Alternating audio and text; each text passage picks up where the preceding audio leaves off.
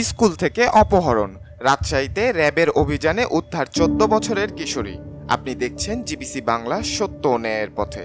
রাজশাহীর বেলুনপুর বাইপাস মোড়ে হঠাৎ করেই এক নাটকীয় দৃশ্য। এক তরুণ আটক, উদ্ধার এক ভীত, চোখে আতঙ্কের ছাপ ধরা স্কুল পড়ুয়া মেয়ে।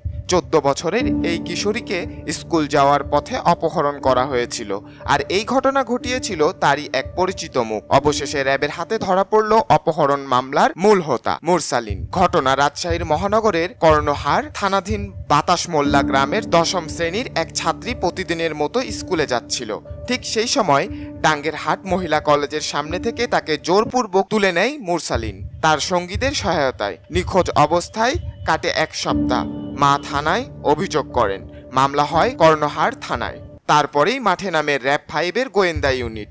তারা একাধিক সোর্সের মাধ্যমে শনাক্ত করে আসামিকে এবং অবশেষে 24শে জুন দুপুর 12টা 40 মিনিটে রাজশাহীর বেলুনপুকুর বাইপাস মোড় থেকে অপহরণকারী মুরসালিন ও ভিকটিম দুজনকেই উদ্ধার করে। জানা গেছে, স্কুল যাওয়ার পথে মুরসালিন প্রায় ভিকটিমকে উত্তপ্ত করত। ঘটনার দিন সে পরিকল্পনা করেই মেয়েটিকে উঠিয়ে নেয় এবং কোথাও অজ্ঞাত স্থানে আটকে রাখে। ধৃত মুরসালিনকে উদ্ধার হওয়া ভিকটিমকে হস্তান্তর করা হয়েছে কর্ণহার থানায়। প্রাথমিক জিজ্ঞাসাবাদে অপহরণের বিষয়টি স্বীকার করেছে। নাবালিকা অপহরণকারীদের বিরুদ্ধে এই অভিযান ছিল একটি স্পষ্ট বার্তা। অপরাধী যতই বুদ্ধিমান হোক, র্যাবের চোখ ফাঁকি দেওয়া অসম্ভব। এই ধরনের ঘটনাগুলো আমাদের মনে করিয়ে দেয় শিশুদের নিরাপত্তা আজও সবচেয়ে বড় চ্যালেঞ্জ। আপনি দেখছেন জিবিসি বাংলা, সত্য ও ন্যায়ের পথে।